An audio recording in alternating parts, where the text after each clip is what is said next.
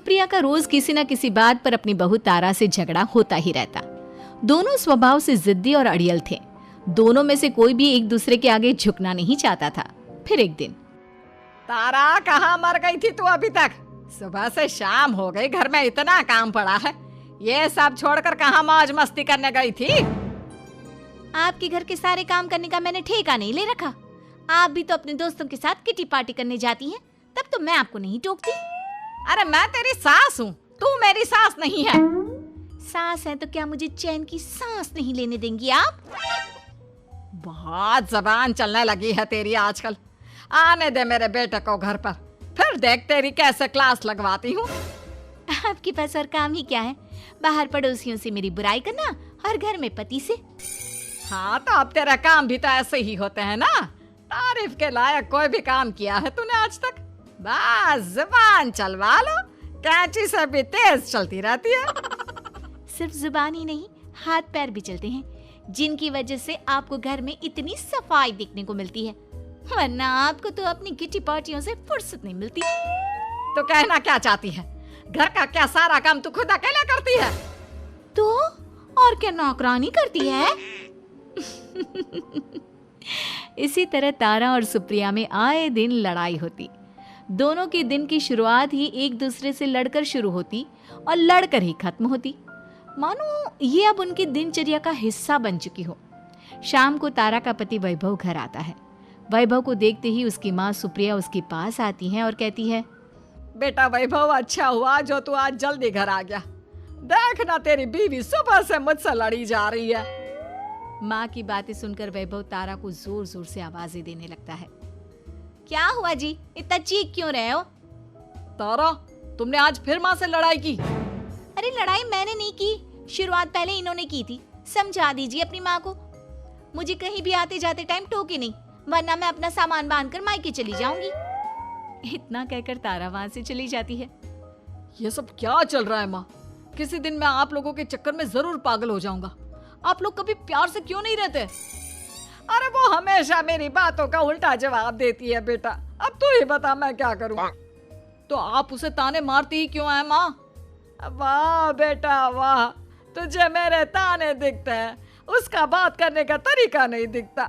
देखा नहीं वो किस तरह से बात करती है मुझसे।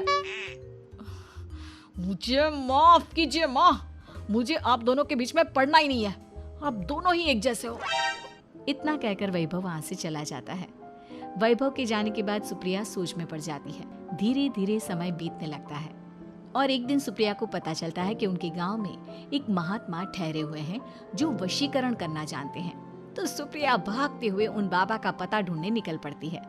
इस बात की खबर जैसे ही तारा को चलती है, वो भी उस बाबा की खोज में निकल पड़ती है। अगले दिन सुबह, आज तारा और सुप्रिया दोनों ही बहुत अच्छे मूड में होती है। ना सुप्रिया तारा को देखकर कोई ताना मारती है, ना तारा अपनी सास से बेवजह उलझती है। दोनों मिल बांट कर रसोई में काम करती हैं। भाई तारा, जरा मुझे वो चाय पत्ती पकड़ाना। ये लीजिए माँ जी, क्या आप मेरे लिए भी चाय बना देंगी? अरे हाँ हाँ, क्यों नहीं। इसी तरह दिन बीतते हैं और दोनों का रिश्ता भी निखरने लगता है। ऐसे ही देखते 3 महीने बीत जाते हैं। आजकल ये मैं क्या देख रहा हूँ? अचानक आप दोनों के बीच इतना प्यार कैसे हो गया? एक दिन था जब कभी माँ आप तारा को ताने देते देते नहीं थकती थी, और तारा तुम पहले तो कितना उलझती थी माँ से, तो अब ये अचानक क्या हो गया आप दोनों को? अरे यह सब तो एक बाबा का कमाल है, जिसने मुझे ये ताबीज दिया था। सुप्रिया के हाथ में बंधा ताबीज देखकर तारा चौंक जाती है। ये ताबीज तो उस बाबा ने मुझे भी दिया था, आपको अपने वश में करने के लिए। इसका मतलब तू भी उस बाबा से मिलने गई थी? आपकी हरकतों की वजह से ही मुझे जाना पड़ा था। ये सब क्या चल रहा है? मुझे तो आप लोगों की कोई भी बात समझ में नहीं आ रही। सुप्रिया वैभव को सारी बात बताते हुए कहती है, अरे जैसे ही मुझे पता चला कि हमारे गांव में जाने माने तांत्रिक बाबा आए हुए हैं जो वशीकरण करना जानते हैं, तो मैं बिना देरी किए उनके पास चली गई और बहू को अपने वश में करने की इच्छा उनके सामने रखी, जिससे ये मेरी हर बात माने। बाबा, मैं अपनी बहू से बहुत दुखी हो चुकी हूँ। वो मेरी एक बात नहीं मानती। आप कुछ ऐसा कीजिए बाबा जिससे मेरी बहू मेरी हर बात मानने लगे। पहले आप मुझे अच्छे से बताइए, आपको अपनी बहू से आखिर परेशानी क्या है? बाबा वो मुझसे कभी प्यार से बात नहीं करती। मैं उसे एक बात सुनाती हूँ तो वो पलट कर 4 बातें सुनाती है। आप कुछ ऐसा कीजिए ना जिससे मेरी बहू सारी बातें मानने लगे। बाबा सुप्रिया की बातों को ध्यान से सुनते हैं और उसके बाद सुप्रिया को एक काले रंग का ताबीज देते हुए कहते हैं, ये ताबीज तुम्हें अपने गले में पहनना है और जब तक मैं ना कहूँ तब तक इसे उतारना मत। तो क्या इस ताबीज की मदद से मेरी बहू मेरे वश में हो जाएगी? सिर्फ वश में ही नहीं, इस ताबीज के कारण तुम्हारी बहू तुम्हारे आगे पीछे भी घूमने लगेगी। लेकिन बस तुम्हें कुछ काम करने होंगे। कैसा काम बाबा जी? तुम्हें अपनी जुबान पर काबू रखना होगा। उससे जो भी काम करवाना हो हमेशा प्यार से बात करनी होगी। धीरे धीरे वो तुम्हारी मुट्ठी में आ जाएगी। अरे ठीक है बाबा जी, जैसा आप कहेंगे ठीक मैं वैसा ही करूंगी। तारा ये सब सुनकर चौंक जाती है। ऐसा ही कुछ तो मेरे साथ भी हुआ था जब मैं उस बाबा से मिलने गई थी। बाबा जी, मैं अपनी सास से बहुत तंग आ चुकी हूँ। वो हर रोज़ किसी न किसी बहाने मुझसे लड़ती रहती हैं। आप प्लीज़ कुछ ऐसा करिए ना जिससे मेरी सास सुधर जाए और मुझे बेवजह टोकना बंद कर दे। तारा की ये बातें सुनकर पहले तो बाबा सोच में पड़ जाते हैं। उसके बाद वो तारा को भी काले रंग का ताबीज पकड़ाते हुए कहते हैं, ये लो बिटिया, इसे अपने गले में पहन लो और जब तक मैं तुम्हें इसे उतारने के लिए ना बोलूं तब तक इसे उतारना नहीं। इस ताबीज को पहनने से तुम्हारी सास तुमसे प्यार करने लगेगी और दिन रात तुम्हारे आगे पीछे घूमेगी। ये सुनकर तारा बेहद खुश हो जाती है। बाबा, इस ताबीज का असर कब तक होगा? अगर तुमने मेरी सारी बातें मानी तो इस ताबीज का असर तुम्हें 2 दिन बाद ही दिखने लगेगा। उसके लिए सबसे पहले तुम्हें अपनी सास को इज्जत देनी होगी, उनके साथ प्यार से बर्ताव करना होगा और अगर कोई भी काम भी करवाना हो तो प्यार से ही बात करनी होगी।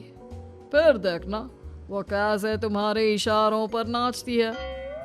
ठीक है बाबा जी, जैसा आपने कहा है मैं ठीक वैसे ही करूंगी। इसका मतलब उस बाबा ने हम दोनों को एक जैसे ताबीज देकर पागल बना दिया। जरूर कोई ढोंगी बाबा होगा। इतने में ही बाबा भी उनके घर पहुंच जाते हैं और मुस्कुराते हुए उनकी ओर आते हैं और उनसे उनके हालचाल पूछते हुए कहते हैं, ताबीज का असर हुआ या नहीं? बाबा जी, आपने हमें एक ही जैसा ताबीज देकर पागल बनाया है। ऐसा कैसे? ताबीज ने अपना काम तो पूरा ही किया है। आप दोनों को देखकर लगता तो नहीं कि अब भी आप लोगों के बीच कोई खटपट है। खटपट तो नहीं है बाबा जी। अब तो मेरी बहू मेरी हर छोटी बड़ी जरूरतों का ख्याल रखती है, मेरी सेवा करती है। हाँ, वैसे अब तो मम्मी जी मुझे ताने भी नहीं देती और ना ही कहीं आने जाने में टोकती हैं। जानते हो ये सब कैसे संभव हुआ? कैसे बाबा जी? यह सब तुम दोनों के कारण ही संभव हुआ है। मैंने जो ताबीज दिया था वो सिर्फ एक धागा ही था। ये चमत्कार तो तुम दोनों ने अपनी जुबान पर संयम रखकर प्यार और संयम के साथ काम करके किया है। बिटिया, कुछ कमी तुम्हारे अंदर थी तो कुछ कमी तुम्हारे सास के अंदर थी। इसीलिए तुम दोनों को सुधारने और तुम्हारी गलती का एहसास कराने का यही एक रास्ता था। बाबा की ये सारी बातें सुनकर सुप्रिया और तारा एक दूसरे की ओर देखने लगते हैं। अब उन दोनों को अपनी गलती का एहसास होता है। शायद आप सही कह रहे हैं बाबा। मैंने कभी अपनी बहू को समझने की कोशिश ही नहीं की। मैंने भी तो कभी आपकी उम्र और ओहदे का लिहाज नहीं किया और जो जब मन में आया बोलती चली गई। हो सके तो मुझे माफ कर देना मम्मी जी। चलो फिर, अगर सब ठीक ही हो गया है तो बाबा जी अब आप भी वापस अर्जुन बन जाइए। वैभव की बात पर बाबा अपनी नकली दाढ़ी हटाते हैं तो उसे देखकर सास बहू हैरान रह जाती हैं। अरे अर्जुन भैया, आप?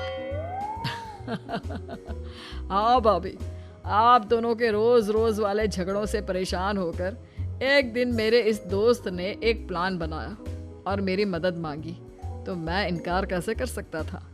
और देखिए आज उसका नतीजा हम सबके सामने है। सब जोर जोर से हंसने लगते हैं।